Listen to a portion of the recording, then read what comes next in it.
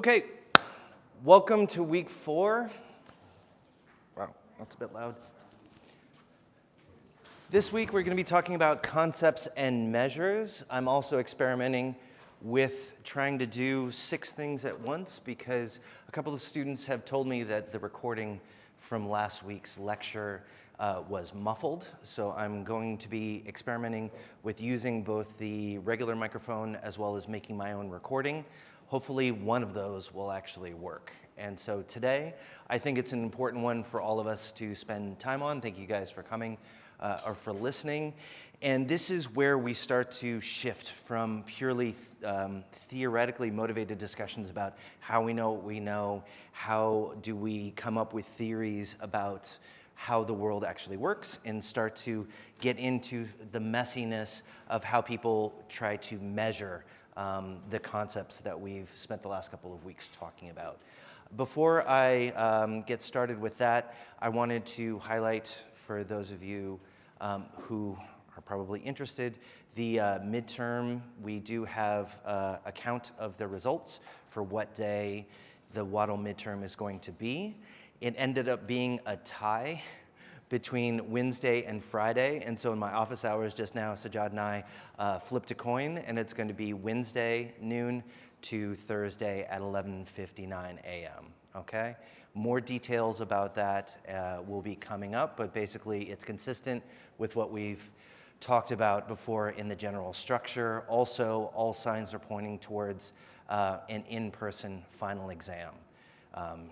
I've submitted all the paperwork for it, and as soon as I find out any information, you guys will know as well. I also received a couple of questions using the Poll Everywhere link. I would encourage any of you who do have questions that don't want to wait for me to work my way around the workshop to your tables or come by office hours or shoot me an email. You can always post links or post questions to the link. First one was concerned about the difference between content and construct validity, which we're going to go in through this week's lecture, so I'm going to skip that one. Can the final exam also be on Waddle, timed or done within 24 hours?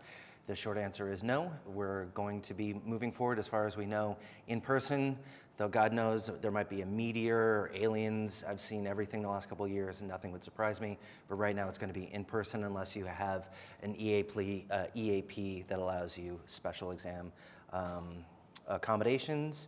And the last one is, can you explain what you mean by variation in terms of dependent variable variation and explanatory variable variation under the research design trade-offs? That would be linked, I think it's to the 3rd causal hurdle, that you want to make sure that there is variation in your dependent and independent variable. All that really means is that there is some kind of change. There's a change in the values of your outcome and your explanatory variable. I showed you the 2 by 2 table in which you have case studies in which you don't have variation on the dependent or independent variable, all the way through the kind of studies we're going to be focusing on for the second half of the class. Variation just means change. If you're looking at variation if your dependent variable is democracy, you want variation in having some democracies and some non-democracies, or if you're looking at one case over time, that country's value on democracy changes. Same with the independent variable. If it's population, you don't want to have all countries with 1 million citizens, there's no variation. You want to make sure that there is some kind of change, because you can't really explain in this kind of comparative framework unless you have some kind of differences between the different observations in your data. Happy to answer more questions. Feel free to shoot your hands up as we cover concepts related to validity and reliability. These things are, again, conceptual issues that relate to real-world challenges that me and my own research and probably most scholars have to struggle with, or they should struggle with, to be able to make sure that their causal factor explains their outcome variable. So why should we care about measurement? I have an entire week on measurement, and it is something that's been an ongoing issue in a number of different literatures in political science, and it is really where the wheels fall off the car, that you can have this perfectly formulated, internally and externally consistent argument about how the world works, and then you're faced with the difficulty in evaluating it given imperfect measures about the world. And so what we want to try to do is to actually test our stories. We can fall in love with the stories that we tell ourselves about the world, but they often have untested assumptions, and we want to actually make sure that the implications of those stories are falsifiable, as we talked about in the last couple of weeks, and we want to make sure that they're true or false. I grew up with a certain framework at a particular time and place about how the world worked in a North American city at the end of the Cold War and the aftermath of the Cold War, and you grow up with assumptions about what your role in society is, how society works, and what you do to get ahead, or how the government relates to its citizens. But different people in different countries might have different assumptions, and I think now we're grappling with a lot of fundamental problems about whether these assumptions we had about this march of progress might be facing some setbacks, and we need to question our assumptions and evaluate them. Okay, so 2 motivating questions for today. How can we link causal theories, the ones that we've been focusing on, to real-world evidence? And how can we make sure that there's as close of a match as possible? And if you ever attend somebody's talk, or if you're reading a paper, this is usually the easiest place to focus on for potential problems or thinking about ways to strengthen your argument, is to look at the links between real-world evidence and the underlying causal theories. And then also, how can we make sure these measures that we're looking at have measurement validity? We're going to talk about 4 different types of measurement validity today. And yeah, our underlying motivating puzzle for today is also one, sadly, I've seen in the wild when I'm reading people's papers to be published in the journal that I edit, when I see people give presentations, when I'm just having discussions with people and I start asking questions about measurement. And it is something that often people don't spend that much time on. These data are out in the world, we're just going to go ahead and test it without really thinking about how the data are generated and whether they fit the kind of argument and the implications that we really have. How can we think more deeply and more wisely about how the data that we're using are generated and whether they capture what we think they do? And it is with a lot of the terms that we've already talked about in this class, with democracy, with populations, with how developed a country is, economic growth, all these concepts, you and I might have fundamental differences about what we think democracy is or what part of it is. However, most of the evidence that people look at are from these very few sources, and they just take whatever it is off the shelf without thinking maybe we need to find a better measure or some kind of sub-measure. And of course, because I'm old, it reminded me of The Princess Bride, in which you think you know what a word is, and you'll often use it in context or in writings. However, you have to try to take a step back and think about whether it's actually capturing what you think it is or what other people think it is, what it means.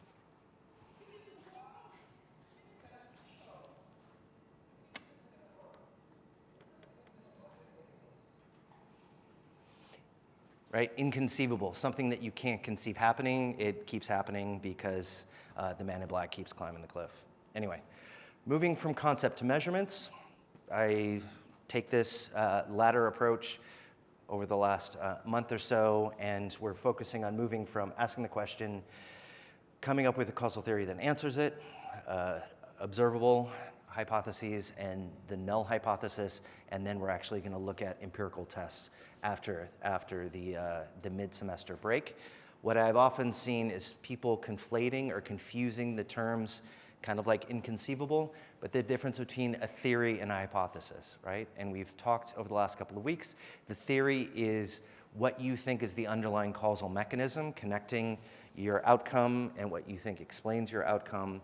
The null hypothesis is that there's no relationship between the observed dependent and independent variable, and if you find sufficient evidence, then you reject the null hypothesis in favor of your alternate theory, the causal mechanism that you care about. However, it always requires knowledge of the cases, how the cases were generated, and the plausibility of the theory, connecting it back to the 4 causal hurdles, right? And so the theory is the underlying causal mechanism. The hypothesis is an implication of it. If I think that democracy causes economic growth because of the underlying causal mechanism of people believing their property rights are going to be respected in democracy, so they invest in their business, that's the underlying theory. Observable hypothesis would be, as democracy increases, the probability of having higher economic growth increases. Null hypothesis is that there's no relationship between democracy and economic growth, right? And then we get to the fun bit down here in a second. Connecting to, I think it was last week, I showed this, trying to link between the concept, you operationalize it, and you have a measured dependent variable. Same with the independent variable. This is just another way of kind of visualizing it. You have an underlying concept in your brain, and then you have to try to find some kind of measure for it. And often there aren't measures for a lot of things that actually matter. This is back from when Twitter was called Twitter. The New Humanitarian is an arm of, I think it's still a United Nations organization, trying to gain and create information about humanitarian challenges around the world, and efforts to try to raise funds to be able to address them. However, often we don't have sufficient early warning services. My sister used to live in Maui, and it's just absolutely heartbreaking, the things that have been going on there with the fires that swept through Lahaina. And there's a lot of discussion about whether the early warning systems were sufficient to be able to predict when wildfires are going to be an issue. Some farms were left fallow, a lot of grasses grew on those, and that helped create more fuel for the fire. But even in less developed countries than in the United States, we often don't have good data to be able to anticipate problems later on, often in developing countries. I teach a class on sub-Saharan Africa, and there's a lot of really interesting subnational data analysis going on with the relationships between climate change and conflict in that region. However, the arguments and the empirical connections between climate change and conflict have been questioned by some people, because conflict has actually destroyed some of the early the weather stations in a lot of these countries in the region. And so conflict has actually made it harder to find better data about climate change because of the instability. And you can either make it harder to gather any information or make it less likely that there actually is a relationship. So there's a lack of data, and what we often have to do is to try to find some kind of measures to be able to plug into the models. Okay, so how do we move practically from theory to measurement, right? Causal theories are relationships between concepts, and measurement is trying to observe these concepts in the real world. This is a very complicated path diagram. This is from one of the readings, not the required reading for this week, but Adcock and Collier go through this process in a lot more detail if this is an area of interest for you. If you think maybe for the midterm or the final exam you want to talk about the links between theory and measurement. But it has a more detailed story than I'm really trying to tell, but it is useful. Moving from the background concept, you systemize it, you develop indicators, and then you score different countries or people using those indicators. But the reason why I like this is that you have arrows going both ways, that you not just develop the scores, but you refine the indicators given the scores that you actually have. It's a learning process, and it's a cyclical one, as we'll see. So in other words, in this process, you want to conceptualize, operationalize, and then code your data. And for me, the one thing that I found a source of contention, at least with the professors around our department, is where the best coffee is. Because often when you have visiting academics or you invite people to go talk and you want to ask them a favor, you want to go buy them a coffee. But there's always question about where you go. Do you really want to impress them by taking them to the cupping room, or you just want to go to the street theater because you'll see other senior level academics? Do you go, what's the one in Cambry? There's a couple in Cambry, right? But if you wanted to try to move from a theory of what is the best coffee house that we can go to into some kind of measures to be able to rank the coffee shops around, how would you conceptualize what a good coffee shop is? Any thoughts? Yes? Sustainable practices, okay. They've started, some of them have started that bring your own cup kind of campaign, okay. Any other ideas? How would you define a coffee shop? Yeah? Price, okay. Higher prices meaning higher quality or better, or I guess better in the sense that I'm an undergrad, I need caffeine, it's under $5 a cup, okay. Yeah? Location. Location, okay. Good location. Yes. You like study or like just hang out with friends and things like that. Yeah, in the US we have the third place, right? Starbucks, Au Bon Pains, huge areas where you can just sit and hang out and use your laptop for hours. We do have some of that kind of thing around here, but I always feel kind of self-conscious. I saw a hand, yeah? Oh yeah, I was going to go for ambience. Ambience, okay. Sort of, So how would you define moving from concept to measure to ambience? Is it the right Spotify channel playing, or low light, or nice wood textures? yeah, well that's the interesting thing there. I guess it's sort of in the eye of the beholder. What? It's sort of in the eye of the beholder. Right. And there's a lot of angles you can take, but the French cafe is an obscure. Yes, the croissants there are amazing, yeah. But there's not that many seats, there's some outside, and so, yeah. Oh right, because it's Yeah, more constrained, okay. Yeah? When you actually love coffee? The first time someone's actually mentioned, yeah, the quality of the coffee, right? Yes. That often, yes, would be something that I would rank highly.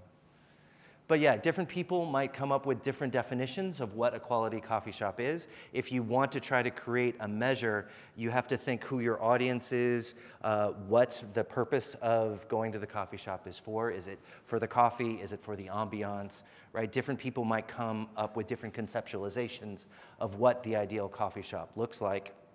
And then you have to operationalize those concepts, do the hard work at going to all of them and to try to make notes. I once spent a summer working for the Let's Go guidebook back in the day. I don't know if they still even have it anymore. But we had to do training and go around Boston and just run and sample and pretend like you were writing a guidebook to your own region in order to learn how to be able to conceptualize what it is it the ambiance, are your audience members likely to enjoy the things that you do before they sent you out into the wild. And it was tough because you have to try to put yourself into the mindset, you have to come up with quick scores and to be able to come up with ways of describing it in ways that actually have some kind of comparable meaning or code across, right? So conceptualize, operationalize, and then code. The difficulty, of course, is trying to make sure that your different coffee shops, in this example or others, are relatively homogeneous. Yes? Sorry, so how do you operationalize the characteristics? So like, For the coffee shop example? Yeah. So let's say, ambiance, cost, and quality of coffee. Let's say we have 3 things that we want to try to code. Price is pretty objective. You would just go and you would say, okay, I'm going to look at the most popular 4 types of coffee that all of them serve. I'm going to write down the prices and rank the different coffee shops accordingly.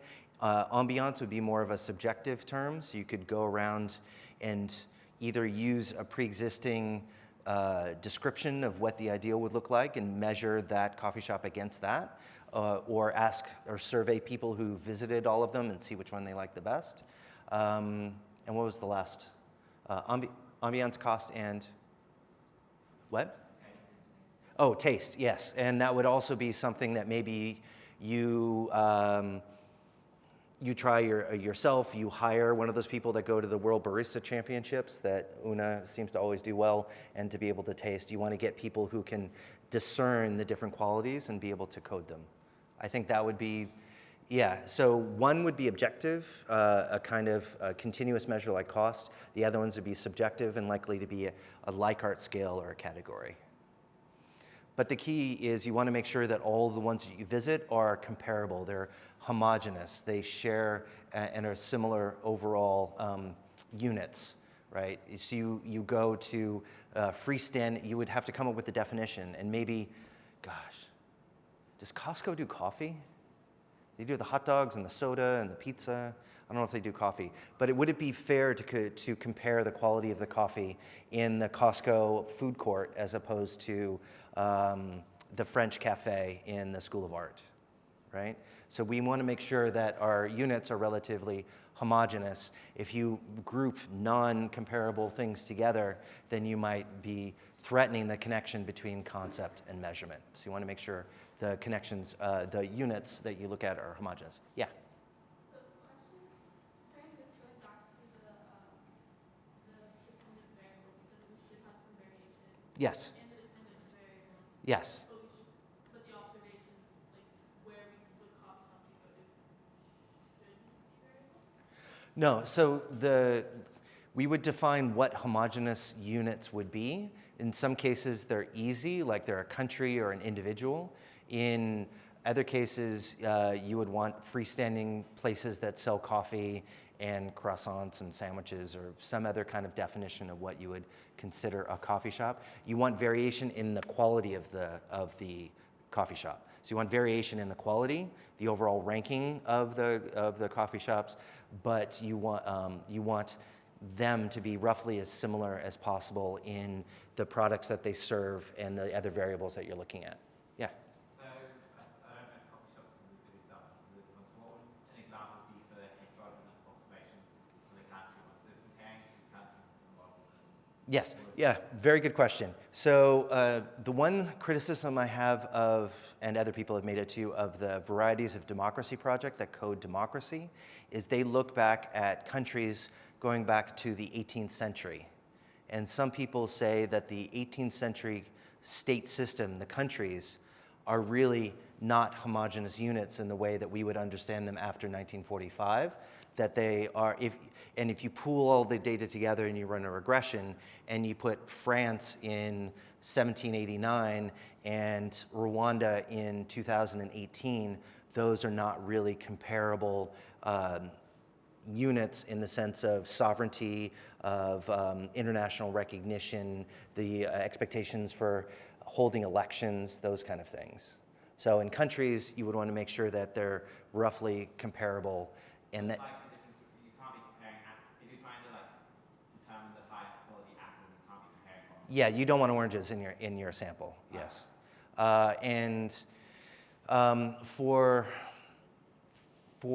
surveys, it would be people that could be plausibly affected by your independent variable or have opinions or are shaped by your dependent variable. So if you ask people to evaluate the quality of the education that you received in an Australian university, you wouldn't survey people in Italy or Ireland. You would want to limit it to the homogeneous units of people who have gone to universities within Australia.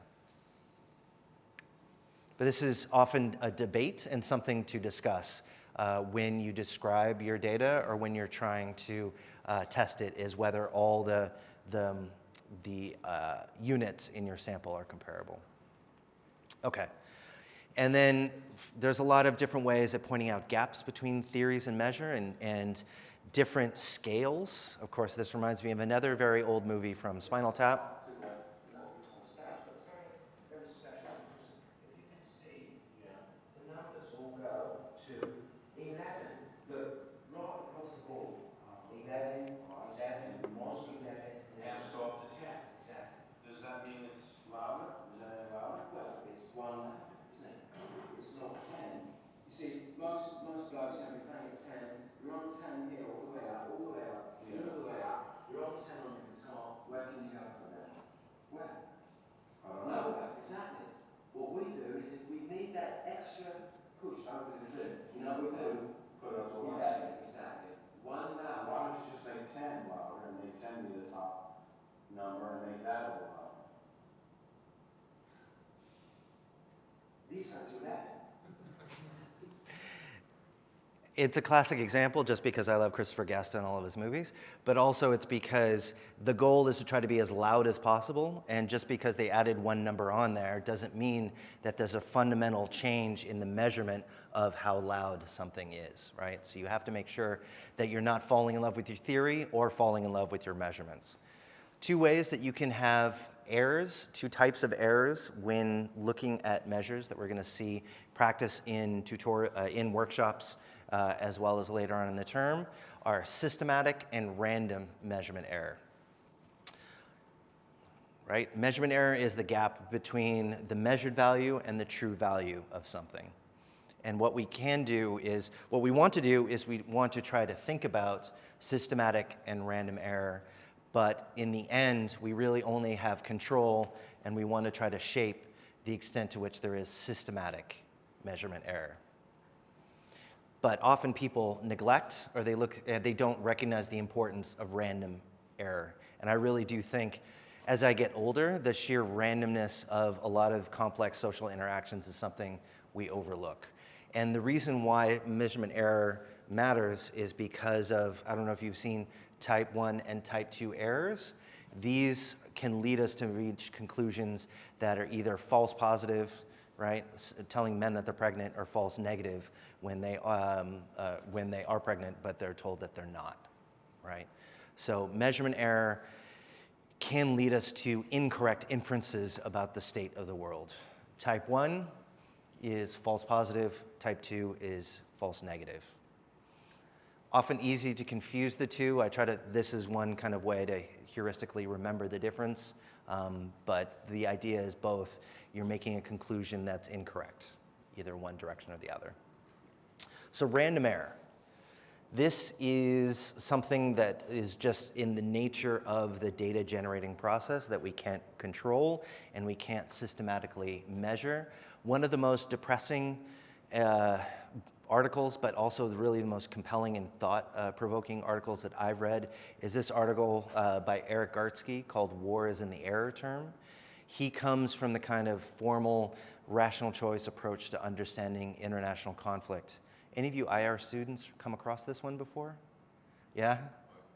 Not this one, I've come across him before. Yes, yeah, he's a very prolific author, and I think this one, he's gone on and he just came out with a book recently, but this article, his takeaway is that states have incentives to avoid war, right? Connecting to Fearon's work in the 1990s. So any steps that states would take to either give up something that the other state cares for or to be able to negotiate some kind of settlement would have already been done. So wars are basically a bargaining failure, and they are just random in when they happen and when they don't. And you could think about a whole bunch of different examples of misinformation or not understanding what the other side's incentives were, and it's just something you can't adequately predict. It's just a random seeing a pattern in which there really isn't anything there. And for me, it reminds me of the Old Man of the Mountain in the U.S. This is back before it collapsed a couple of years ago. But it is something that's important to stress in the context of this class, that we as humans are meant to try to see patterns evolutionarily. I don't know, I'm not going to claim to be an evolutionary biologist, but the evidence suggests that we are trying to see patterns for security reasons, for safety reasons. And this quote from Lisa Goldberg I found really interesting. People are not very good at understanding randomness. There's much more chance out there than we think there is. While we're seeking for patterns and explanations as we look backwards, we're not giving a fair shot to the explanation that things are really just random events. And there's actually a term for it. I'm going to murder the pronunciation. Pareidolia, seeing things that aren't there, seeing patterns where they don't exist. And there's a lot of statements about the importance of New Hampshire's Old Man in the Mountain, but it is basically a rock face that people see meaning and structure there when it isn't like objectively a face. Okay, so what are the challenges to measurement of the kind of variables we're going to be looking at later on in the class and playing around with in workshop? First is conceptual clarity.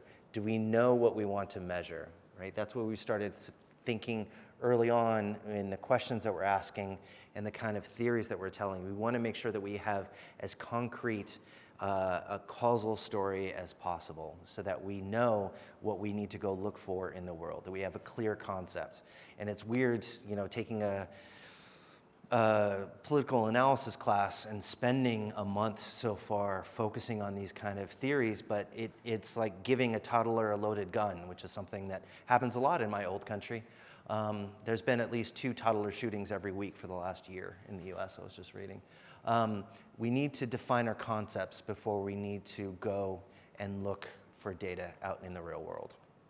Second is operational reliability. Are the measures repeatable and consistent? Can we operationalize them? Kind of like with the coffee shop example, we have to think about operationalizing ambiance or seating capacity or comfort, quality of the coffee, right? How can we operationalize it so that these measures are repeatable and consistent, right? That we, just because we had a bad day, we rank one place worse than another place. This is why I take grading so seriously in this class and my other classes, because you want to try to remove as much potential bias and measurement error by making sure that the tests are designed in a way that is giving clear answers that you can create marks that are repeatable and consistent. Conceptual validity. Does the measure accurately measure the concept that we're actually trying to measure? Right? So does it connect to the specific concept? Sorry, are we clear about the measure, what we're trying to do? Can we operationalize in a way that's consistent and reliable? And is it connected, the validity between the concept and the measure? So let's spend a little bit talking about different types of validity. This again is useful for both trying to come up with your own theories for your own research papers and other classes, for honors thesis, or for trying to read critically other people's sources. You often will find a lot of examples of these, and we're going to touch on each of these examples in a second. Face validity. On its face, does a measure appear to be measuring what it says it's measuring? Right? Kind of linking back to the first causal hurdle, right? Is there a plausible causal mechanism linking X and Y? Content validity. Does a measure capture all parts of the systemized concept? Is there anything missing? Is there anything there that shouldn't be? We're going to be talking about examples of that also as well. So face validity, content validity, criterion validity. Does a measure correlate with criterion or ground truth variables? Can we, often it's difficult to try to find examples of what the ground truth is, but is there a connection between the measure and some kind of ground truth that we can find or that other people have found? Yeah? I'm going to talk about a couple examples of those in a second, but so I focus on election violence, and often people will use media reports to measure election violence, but you can have systematic bias towards urban areas or towards English-speaking countries in measures of election violence. And so what people will do is try to connect it to ground truth measures, which are often police reports of different forms of attacks or randomly assigned monitors to look at people actually being hit over the head. And so those random assortment, like kind of an RCT approach to understanding where violence is within a country, you can then use that as close to the ground truth as we're going to find to other kind of measures to make sure that media measures connect to the ground truth measures. So the true state of the world, right? If we're in Plato's cave, if we could look behind us and see what the true thing we're looking at is, the vase. Construct validity, the last one. Do measures behave in the way that you theoretically expect in the wild? We're going to get into a couple of examples of that in a second.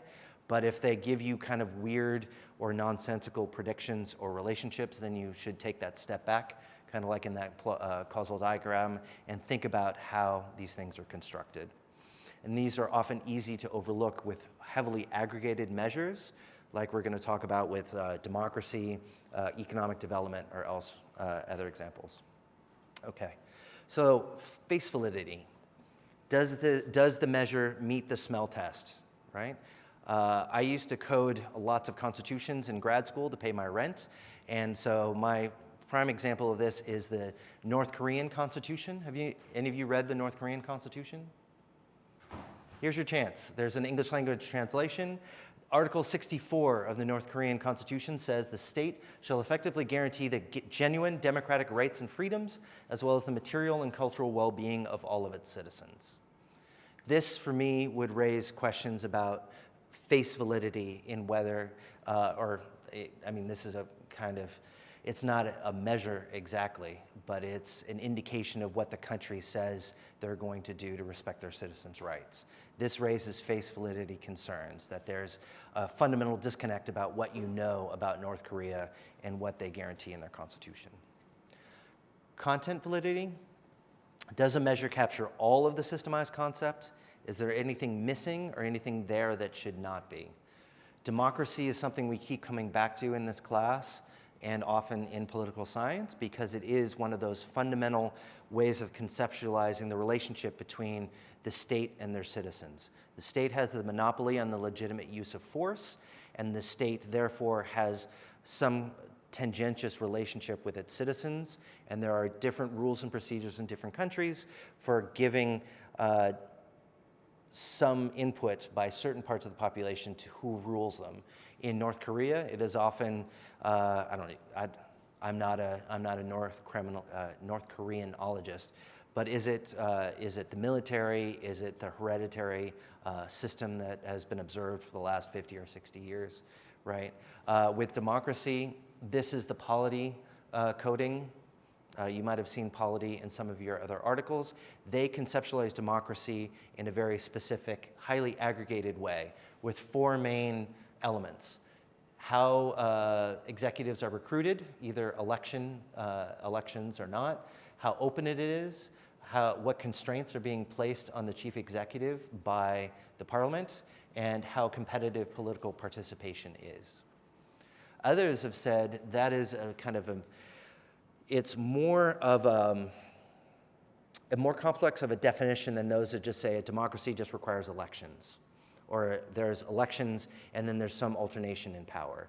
They say that it's also shaped by who's allowed to run and whether there's constraints in what the executive can do once they get in power.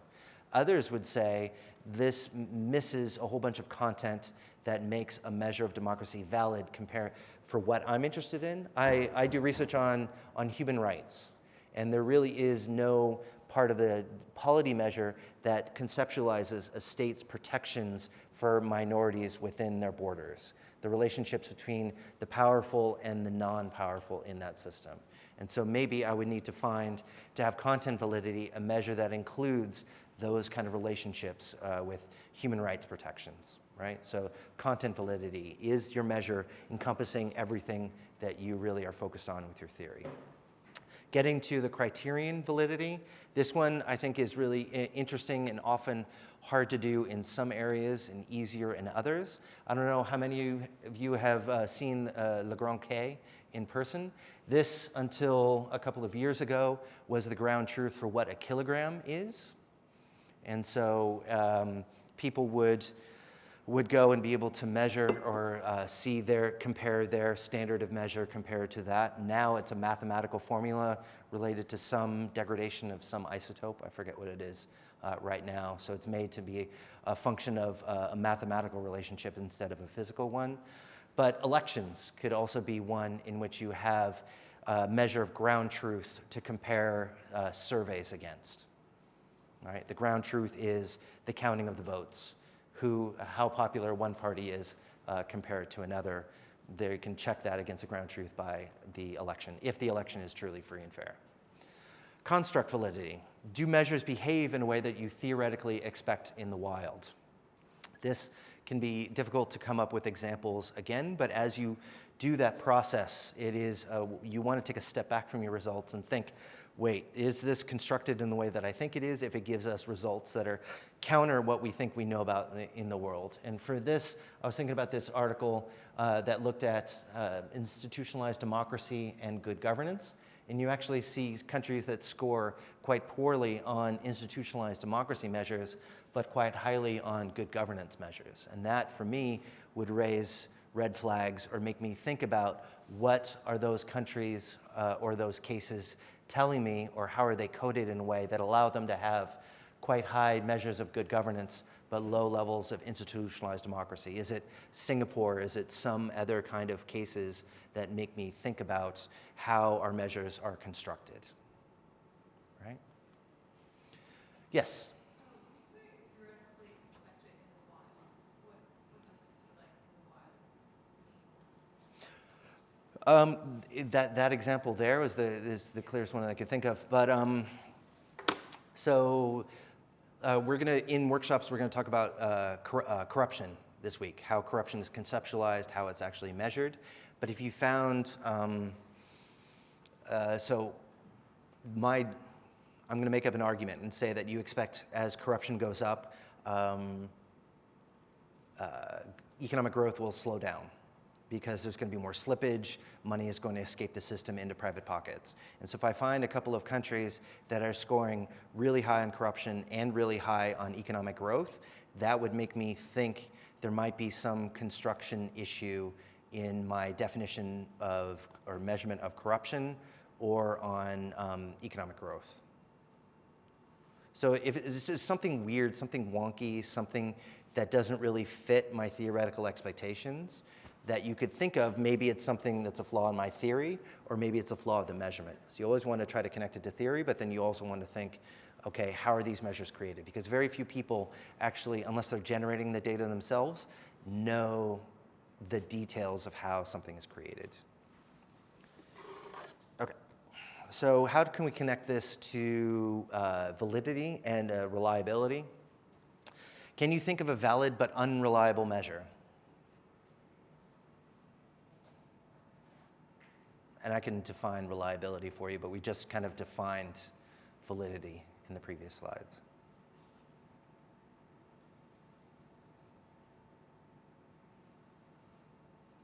Yeah? How long a pen will last?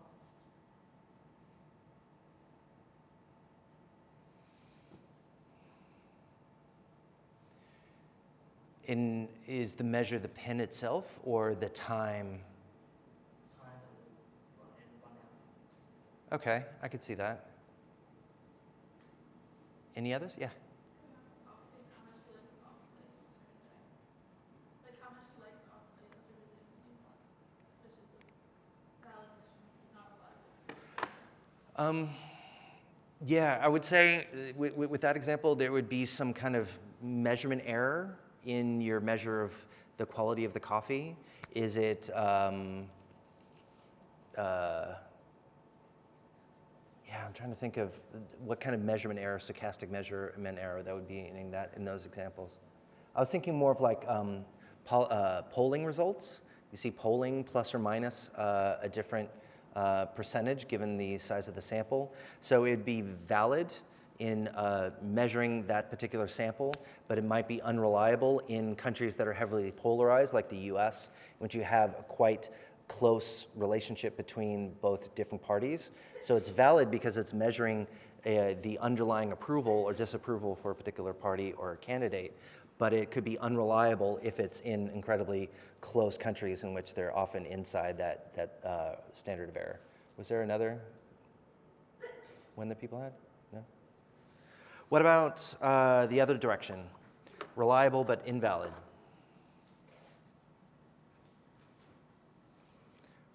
For this one, I just think of a broken clock. Oh, geez, and I'm out of, oh, speaking of clock. It's right twice a day, but it's invalid all other times. Okay, a couple of brief examples of these in practice. GDP, population, kind of the big ones that we're going to see over the course of the term. This is the definition of the GDP given from the World Bank. And this is a brief video from CNBC for a couple of years ago, talking about the potential issues when trying to use any kind of measure of overall highly aggregated economic output.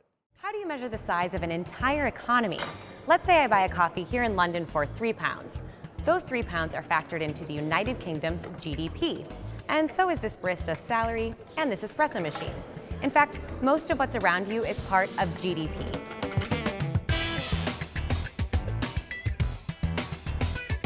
GDP is an important gauge of the overall health of an economy. It stands for Gross Domestic Product. Simply put, GDP measures the total value of all goods and services in a country. That means it measures a lot of stuff worth a lot of money.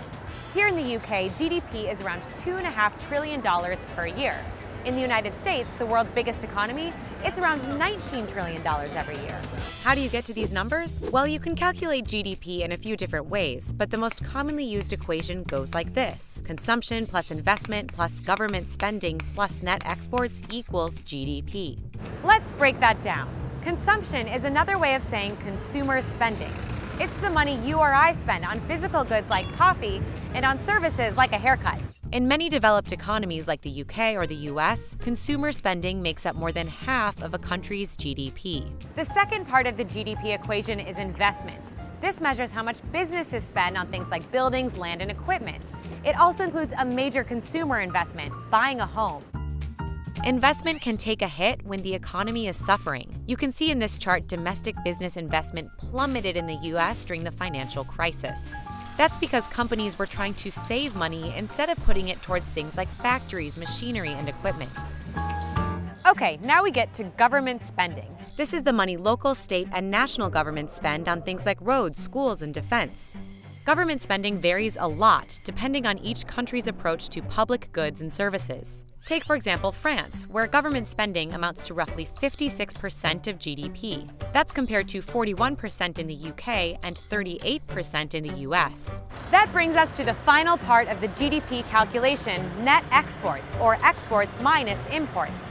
A lot of countries have negative net exports, meaning they bring in more products than they send out. For example, the UK imports around $1 billion worth of coffee every year, but only exports around $315 million, meaning its net exports of coffee are negative. Countries around the world collect data on consumption, investment, government spending, and net exports. This makes GDP a universal measurement and a way for countries to stack up against one another. But it's not just the sum of the equation people look at. You'll often hear about the GDP growth rate, or the percentage change in GDP over time. Generally, if an economy is healthy, GDP growth expands. If an economy is in bad shape, GDP growth contracts. 2 consecutive quarters of negative GDP growth are referred to as a recession. But GDP doesn't always give a full picture of the economy. Critics say the equation puts too much weight on production and manufacturing, and not enough on services and the digital economy.